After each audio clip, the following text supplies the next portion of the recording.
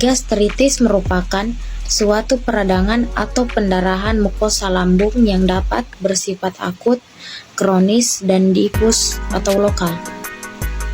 Dua jenis gastritis yang sering terjadi adalah gastritis superficial akut dan gastritis atropik kronis. Gastritis merupakan peradangan yang mengenai mukosa lambung.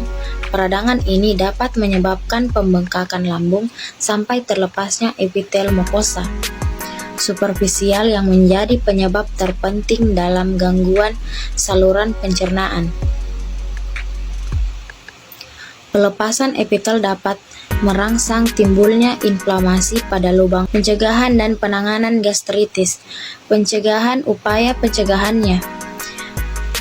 Pencegahan kekambuhan yang dapat dilakukan terhadap penyakit gastritis meliputi memodifikasi diet, hilangkan kebiasaan mengonsumsi alkohol, memperbanyak olahraga, manajemen stres. Menurut Ratu dan Edwan 2013, salah satu cara untuk penanganan terjadinya gastritis yaitu biasakan makan dengan teratur, punya makanan dengan baik, jangan makan terlalu banyak, jangan berbaring setelah makan, kurangi makan yang pedas dan asam, kurangi menyantap makanan yang menimbulkan gas, jangan makan makanan yang terlalu dingin dan panas, mengurangi makanan yang digoreng, kurangi mengonsumsi coklat. Selain itu, kurangi stres dan hindari makanan yang memicu timbulnya gastritis. Gimana etiologi dari gastritis atau penyebab utama gastritis adalah bakteri Helicobacter pylori,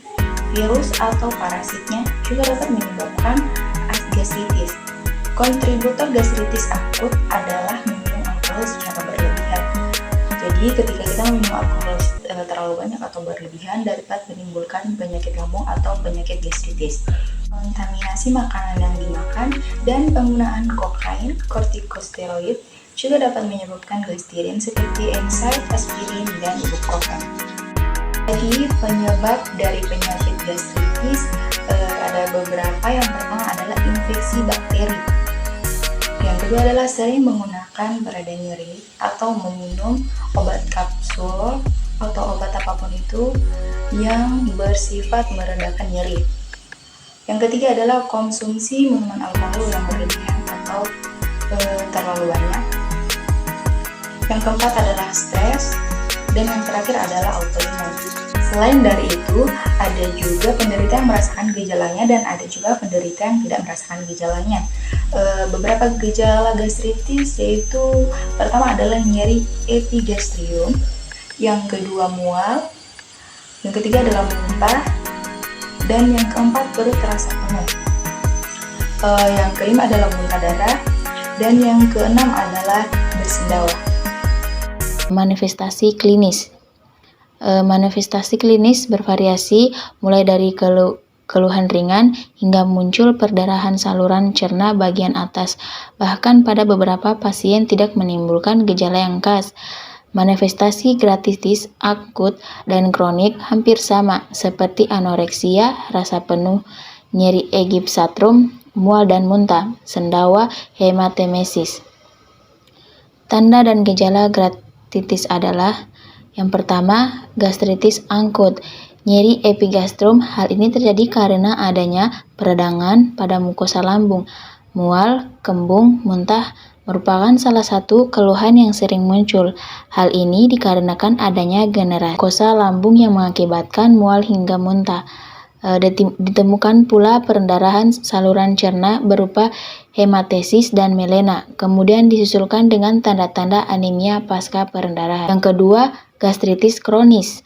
Pada pasien gastritis kronis umumnya tidak mempunyai keluhan, hanya sebagian kecil mengeluh nyeri ulut hati, anoreksia, nausea, dan pada pemeriksaan fisik tidak ditemukan kelainan. Patofisiologi gastritis akut dapat disebabkan oleh karena stres, zat kimia, obat-obatan, dan alkohol, makanan yang pedas, panas maupun asam. Pada pasien yang mengalami stres akan terjadi perangsangan saraf simpatik nerve nervus vagus yang akan meningkatkan produksi asam klorida (HC) di dalam lambung, akan menimbulkan rasa mual, koma, muntah, dan anoreksia. Zat kimia maupun makanan yang merangsang akan menyebabkan sel vital kolumner yang berfungsi untuk menghasilkan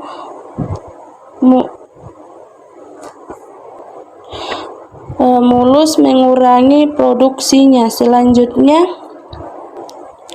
gastritis kronis.